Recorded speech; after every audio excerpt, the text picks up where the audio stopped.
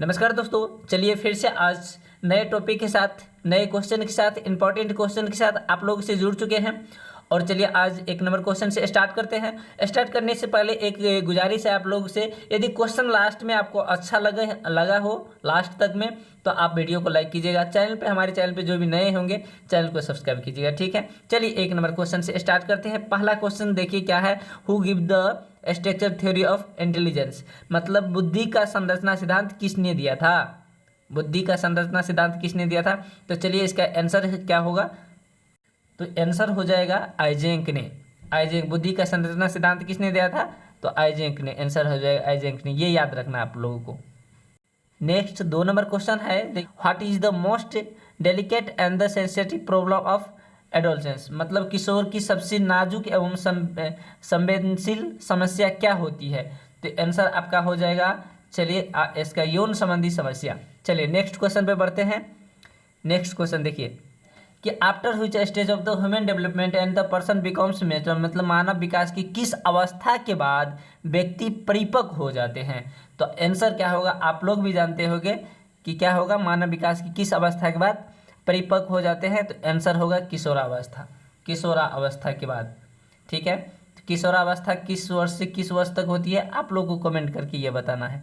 Option दे देते हैं, 0 से 6, 6 से 12 और 12 से 18, ये आप लोगों को आंसर करके बताना है, ठीक है। चलिए नेक्स्ट क्वेश्चन है, which system is the most suitable for using different method of teaching, शिक्षण की विभिन्न विधियों के प्रयोग के लिए कौन सी अवस्था सर्वाधिक उपयोग है, तो आंसर आप लोग को बताना है, शिक्षण की विभिन्न विधियों के प्रयोग के लिए कौन सी अवस्था सर्वाधिक उपयुक्त है, तो आप लोग को कमेंट करके बताना है।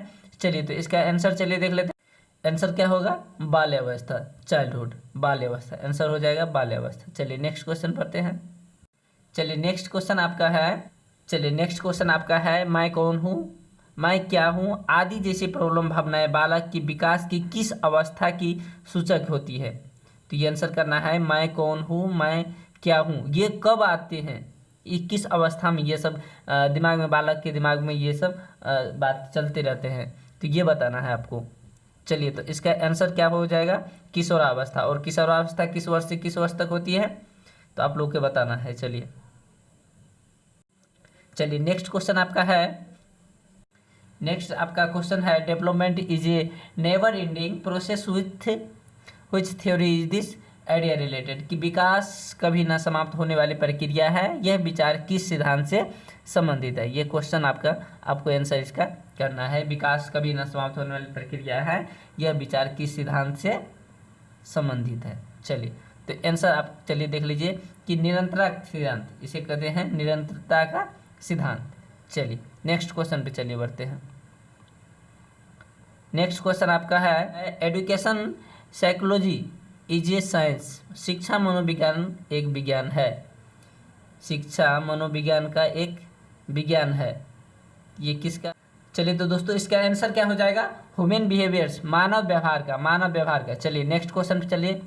नेक्स्ट क्वेश्चन है, children are they first to the learn the language, बच्चों को सबसे पहले भाषा का ज्ञान कहाँ से होता है, ये आंसर आपको करना है कि बच्चों को सबसे पहले भाषा का ज्ञान कहाँ से होता है, तो अपने परिवार से होता है, अपने परिवार से, फ्रॉम हिज फैमिली। चलिए नेक्स्ट चलिए देख लेते हैं। नेक्स्ट क्वेश्चन है, ये क्वेश्चन आप लोग भी जानते होंगे, छठी कक्षा में पढ़ने वाले बालक का शब्द भंडार लगभग कितना होता है।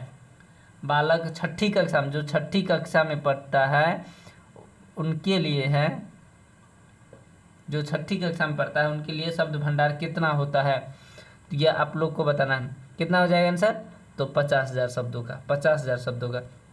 चलिए नेक्स्ट क्वेश्चन इसी टाइप का है आपका, 10वीं कक्षा में पढ़ने वाले बालक का शब्द भंडार लगभग कितना होता है, तो इसको बताना है। आप लोग को कमेंट करके बताइए, जल्दी से फटाफट कीजिए कमेंट, क्या हो जाएगा आंसर।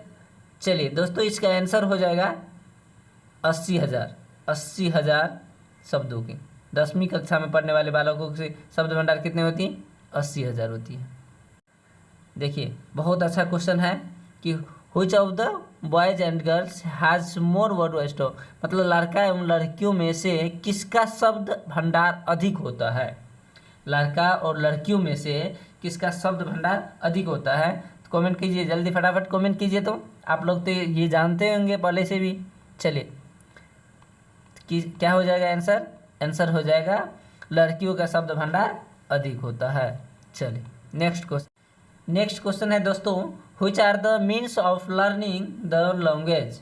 भाषा सीखने का साधन कौन से हैं? भाषा को सीखने के साधन कौन से हैं? आंसर हो जाएगा, चलिए नेक्स्ट क्वेश्चन बहुत अच्छा क्वेश्चन है। Which are the means of learning the language? भाषा सीखने के साधन कौन कौन से हैं? कौन कौन से साधन है भाषा सीखने के लिए? कौन कौन से साधन है ये बताना है। तो चलिए इस सबको याद रखना है आप लोगों को।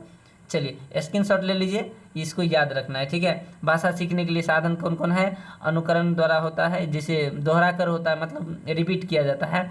खेल विधि द्वारा होता है, कहानी सुनकर होता है, वार्तालाप द्वारा होता है, प्रश्नोत्तर विधि द्वारा होता है, उसके बाद क्रियाकलाप के द्वारा होता है। तो ये सब विधि है, ये सब आपको जानकारी रखनी है। चलिए नेक्स्ट क्वेश्चन पर चलिए बढ़ते हैं। लड़कियां संकेत द्वारा बात करना किस उम्र तक सीख जाती है? तो ये आप लोग को बताना है, लड़कियां संकेत द्वारा बात करना किस उम्र तक सीख जाती हैं? तो आंसर हो जाएगा इसका क्या? 6 वर्ष की उम्र तक, 6 वर्ष की उम्र तक। चलिए नेक्स्ट क्वेश्चन देख लेते हैं। देखिए नेक्स्ट आपका क्वेश्चन है, which are the factors affecting the development of language? भाषा के विकास को प्रभावित करने वाले कारक कौन कौन है? भाषा के विकास को प्रभावित करने वाले कारक कौन कौन है? तो ये आंसर ये आपका स्क्रीनशॉट ले लीजिए, आपको ये याद रखना है कौन कौन से कारक है भाषा के विकास को प्रभावित करने वाला कारक। सब देख लीजिए, लिंग हो गया, बुद्धि हो गया, स्वास्थ्य हो गया, जनसंचार माध्यम हो गया, उसके समूह हो गया, समूह का प्रभाव यानी सामाजिक आर्थिक स्थिति हो गया, पारिवारिक हो गया, वातावरण हो गया। ये सब क्या है कि विकास को प्रभावित करने वाले कारक सब हो गया। तो स्क्रीनशॉट इसका ले लीजिए। चलिए नेक्स्ट क्वेश्चन पे चलिए। नेक्स्ट क्वेश्चन आपका है, मनुष्य और पशु में मुख्य अंतर क्या है? मनुष्य और पशु में डिफरेंट क्या है? मनुष्य और पशु में डिफरेंट क्या है ये आपको बताना है। तो आंसर क्या हो जाएगा? बुद्धि का, इंटेलिजेंस का, बुद्धि का। चलिए नेक्स्ट क्वेश्चन आपको देख लीजिए आप लोग। नेक्स्ट क्वेश्चन है, बुद्धि को सबसे पहले परिभाषित किया। ठीक है, आंसर क्या हो जाएगा इसका? देखिए किसने किया था बुद्धि को सबसे पहले परिभाषित किसने किया था? यूनान के दार्शनिकों ने किया था, यूनान के दार्शनिकों ने किया था। चलिए नेक्स्ट क्वेश्चन चलिए देख लेते हैं। नेक्स्ट क्वेश्चन आपका है और लास्ट क्वेश्चन, आज का लास्ट क्वेश्चन यही है आपका कि आधुनिक काल में सबसे पहले बुद्धि को किसने समझाया? आधुनिक काल में सबसे पहले बुद्धि को किसने समझाया? तो आंसर आपका है हो जाएगा क्या? अल्फ्रेड बिने 1904 ईस्वी में। अल्फ्रेड बिने ने 1904 ईस्वी में, अल्फ्रेड बिने ने 1904 ईस्वी में यह बताया था। चलिए